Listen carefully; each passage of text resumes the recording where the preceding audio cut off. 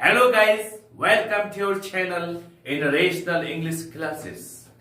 आप लोगों का बहुत बहुत स्वागत है रेशनल इंग्लिश क्लासेस में। प्यारे बच्चों, आज हम लोग बेसिक स्पोकन इंग्लिश में पढ़ेंगे। हम लोग शैल बी तथा विल बी का प्रयोग के बारे में हम लोग चर्चा करेंगे कि इसका क्या अर्थ होता है, इसका प्रयोग कैसे किया जाता है, इसके बारे में हम लोग पढ़ेंगे। प्यारे बच्चों, अब हम लोग शुरू करते हैं। Shall be SHALL shall be और विल बी WILL के बारे में हम लोग पढ़ेंगे। शैल बी तथा विल बी का प्रयोग कैसे किया जाता है, हम लोग इसके बारे में चर्चा करेंगे। याद रखिएगा, शैल बी और विल बी को पढ़ने के पहले हम लोग पहले शैल तथा विल के बारे में हम लोग समझ लें। हम लोग जानते हैं कि शैल तथा विल का प्रयोग किस अर्थ में किया जाता है? गा गे गी के अर्थ में होता है, फ्यूचर टेंस को बताने के लिए। लेकिन हमको यह भी समझना होगा कि इसके और कितने अर्थ होते हैं। तो हम लोग पहले मूलतः यह समझते हैं कि शैल तथा विल का प्रयोग फ्यूचर टाइम को बताने के लिए क्या जाता है।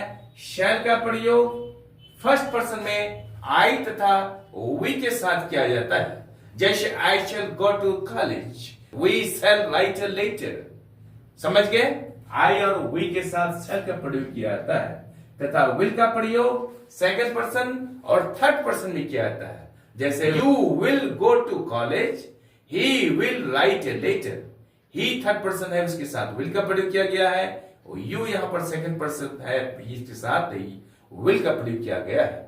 लेकिन ये ट्रेडिशनल ग्रामर के अनुसार यह भी बताया गया है, क्या बताया गया है कि जहां पर बहुत आवश्यक हो, बहुत जरूरी हो, तो आई और वी के साथ शैल के जगह पर हम लोग विल का प्रयोग करेंगे।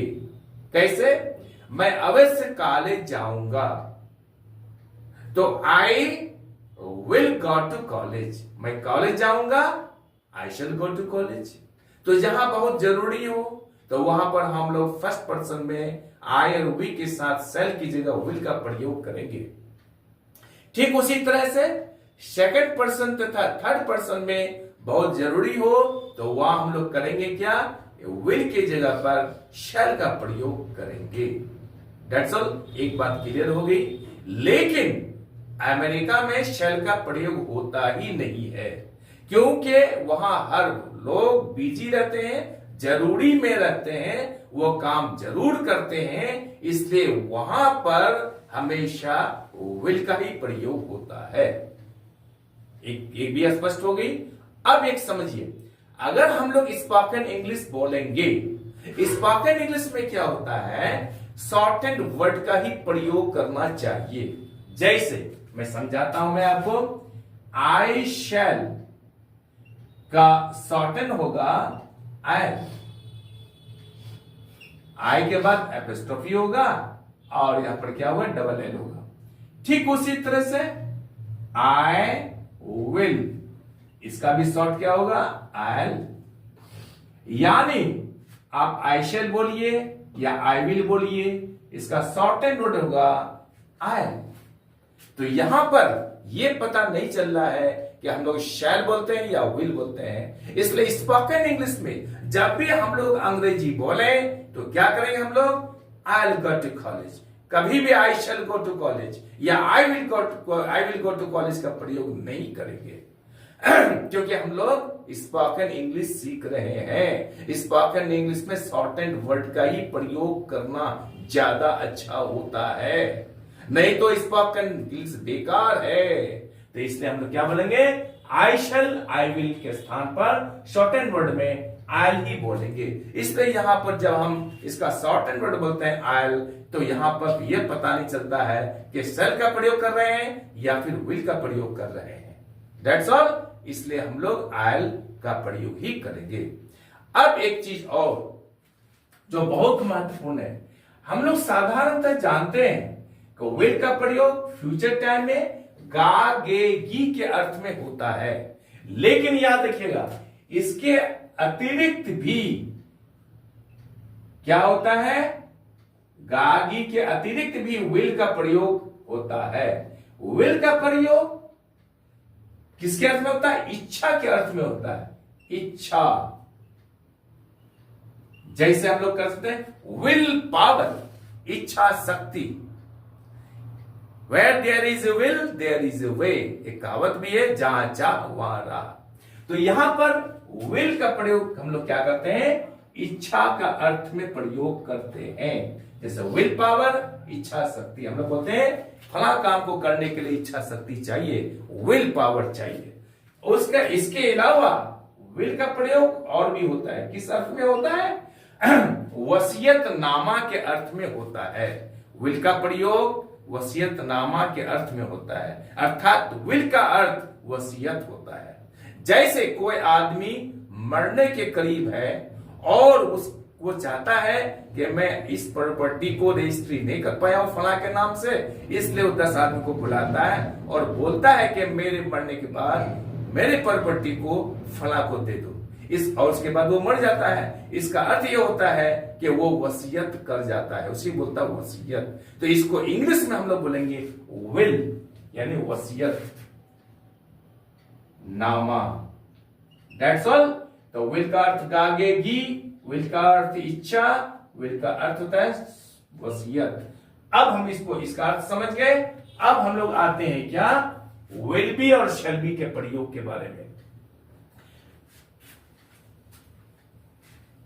विल बी तथा शैल बी का प्रयोग किसके लिए होता है? किसी पेशा यानी ऑक्युपेशन, धंधा, रोजगार को बताने के लिए या फिर स्टेट, स्थिति को बताने के लिए हम लोग शैल बी या विल बी का प्रयोग करेंगे। समझ गए? शैल बी या विल बी का प्रयोग भविष्य काल में पेशा या ऑक्युपेशन, स्थिति या स्टेट को बोध करने के लिए किया जाता है। हम लोग जान गए हैं आई और वी के साथ शैल बी और सेकंड पर्सन तथा थर्ड पर्सन में विल बी का प्रयोग किया जाता है। अर्थात he, she, it, any name, they, THEY, boys, girls इत्यादि के साथ विल बी का प्रयोग करेंगे। इसका पैटर्न कैसे होगा? Subject plus shall be, will be plus object. यहां ब्रैकेट में हम लोग अदर वर्ड्स कर देते हैं। प्यारे बच्चों ध्यान से देखिएगा, शैल बी और विल बी का प्रयोग को आप कभी नहीं भूलिएगा। अब इस पैटर्न में हम लोग सेंटेंस बनाते हैं। नंबर 1 में लेते हैं हम लोग क्या? मैं एक डॉक्टर बनूंगा। भविष्य काल को बताता है और वो पेशा को भी बता रहा है, यानी ऑक्युपेशन को बता रहा है। क्या बता रहा है? मैं एक डॉक्टर बनूंगा। तो हम लोग अंग्रेजी में क्या लिखेंगे? I shall be a doctor. I shall be a doctor. ये भविष्य काल में पेशा को बताने के लिए किया गया है इसका प्रयोग। नंबर 2 में हम लोग पढ़ेंगे क्या? पूनम गायिका बनेगी, यानी सिंगर बनेगी। पूनम गायिका अर्थात सिंगर बनेगी।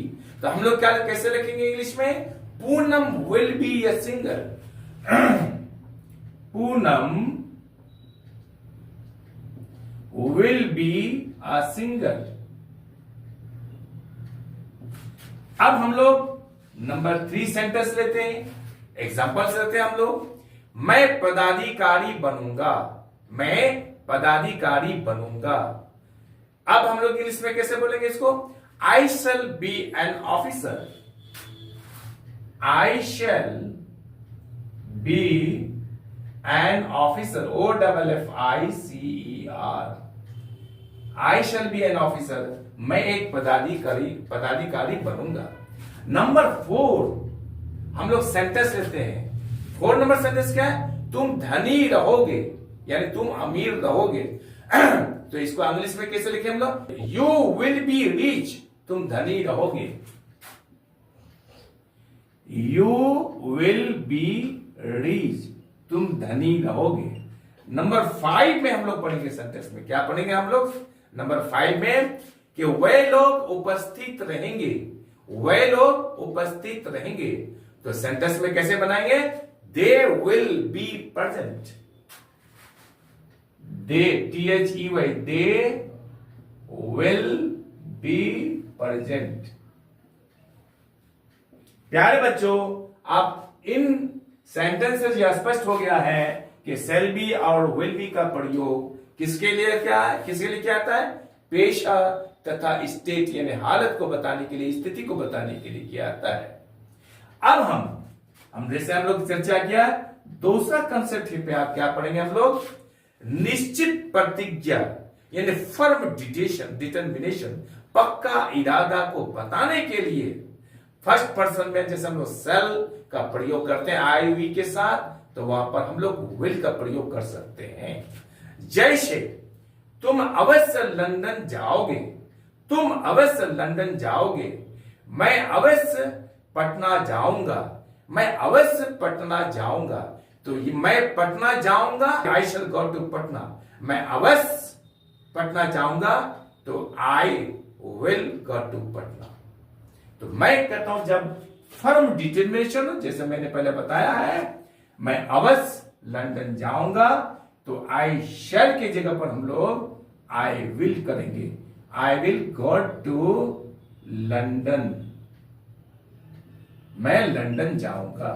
क्योंकि आई के साथ हम लोग जानते हैं नॉर्मली शैल का प्रयोग किया जाता है लेकिन जब पक्का इरादा को बताना है तो आई के साथ तो विल का प्रयोग करेंगे। ठीक उसी तरह से वह अवश्य नेता बनेगा, वह अवश्य नेता बनेगा, तो इंग्लिश में कैसे करेंगे हम लोग? ही के साथ विल का प्रयोग किया जाता है, लेकिन पक्का इरादा को बताने के लिए हम लोग शैल का प्रयोग करेंगे। ही शैल बी ए लीडर, यानी वह अवश्य बनेगा।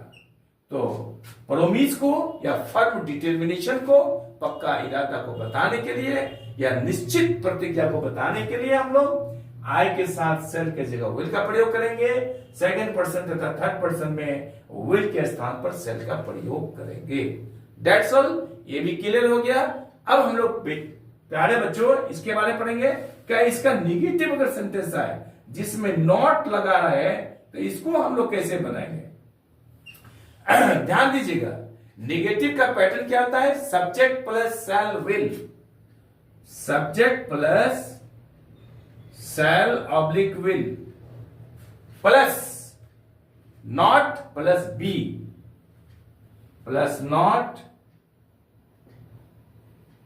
Plus be plus other words. Negative जैसे क्या है?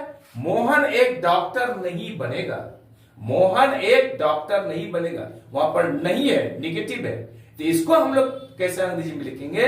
Mohan will not be a doctor, Mohan will not be a doctor, Mohan एक डॉक्टर नहीं बनेगा, यहां पर नॉट का प्रयोग किया हम लोग। ठीक उसी तरह से तुम महान नहीं बनोगे, तुम महान नहीं बनोगे, इस तरह का सेंटेंस को कैसे बनाएंगे हम लोग? You will not be great, you will not be great, तुम महान नहीं बनोगे।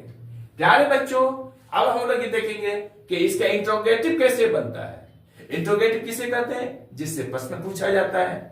तो इंट्रोगेटिव बनाने के लिए उसका नियम है शैल ऑब्लिक विल, उसके बाद क्या बोलेंगे हम लोग? Subject plus be, be plus other words.